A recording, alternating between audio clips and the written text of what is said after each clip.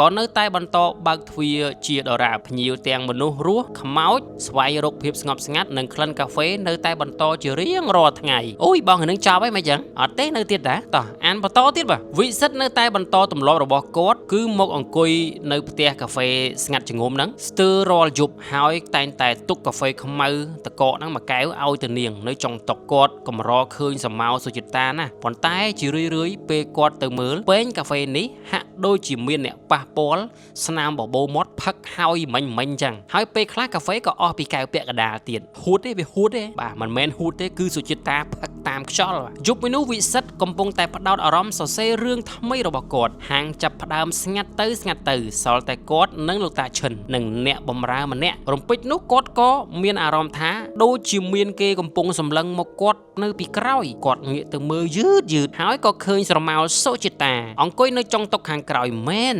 យើជាក់ស្ដែងរបស់គេនេះមកចំពេលតែម្ដងហើយនាងមិនបានរសាយបាត់ភ្លាមដូចរដងទេវិសិទ្ធមានអារម្មណ៍ព្រឺសម្បុរខ្ញាក់